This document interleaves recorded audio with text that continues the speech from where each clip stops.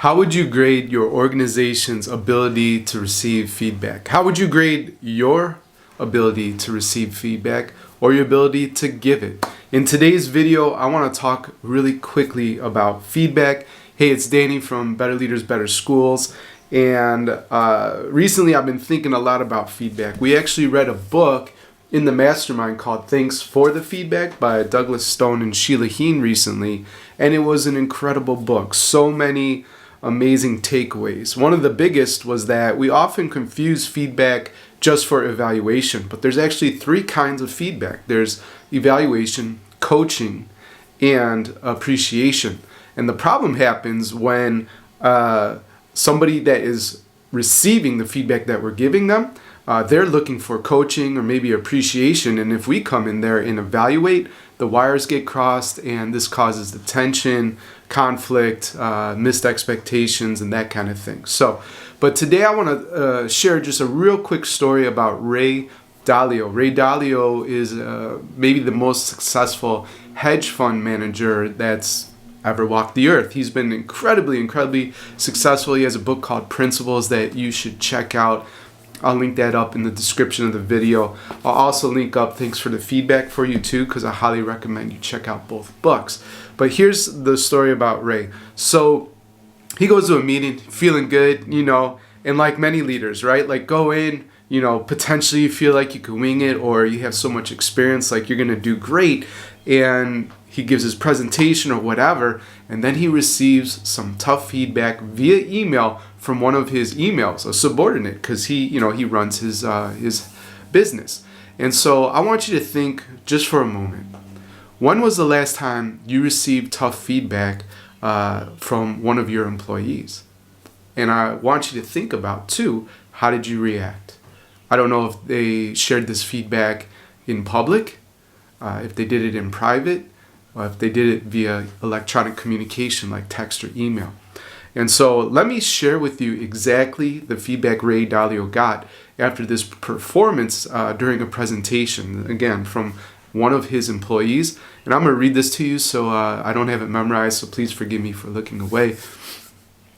Ray's employee says, "Ray, you deserve a D-, right? He might as well have given him an F, but you deserve a D- for your performance today in the meeting.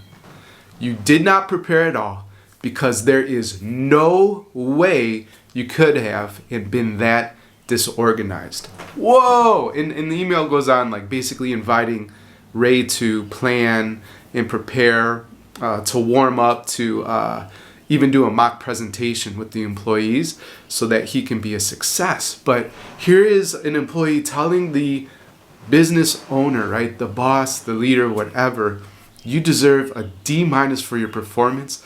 There's no way you could have done that, right, and performed so poorly and been prepared. So obviously the preparation was lacking. So back to the question I asked you to reflect on. When you've received tough feedback, how did you respond? Let me tell you how Ray responded. So he thanked this employee for sharing this very difficult feedback, and he didn't do it just personally to his employee. He sent it out throughout the entire organization, right?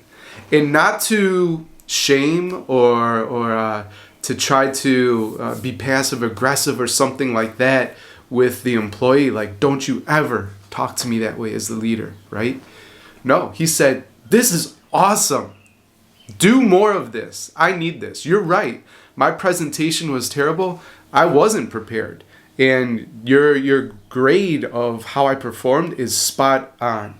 And so something that Ray really cares about, from my understanding of this story, is what he calls radical transparency.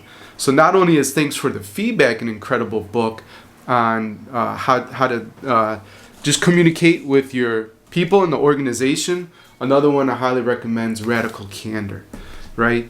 And then there's Ray living out radical transparency. So again, not to blame, shame, or anything, but he takes this email, he puts it out through everybody that works for him and said, do more of this. It doesn't matter your position in the organization. We want radical transparency. right? So feedback can flow up, it could flow down, it could flow horizontally. And because we believe in that, we sharpen each other to be better at our organization. So I hope that you get something from this video. I hope that challenges you because I guess the second biggest idea I got from thanks for the feedback, and I'll finish the story and video here, is that how we receive feedback helps us give better feedback. And Ray modeled that perfectly. Cool. So if you're watching this anywhere, make sure you give it a thumbs up. If you're watching on YouTube, please click subscribe so you don't miss any other videos. And wherever you're watching, in the comments below, would you just share what was your number one insight from this story? This is Danny, Chief Ruckus Maker over at Better Leaders, Better Schools, and bye for now.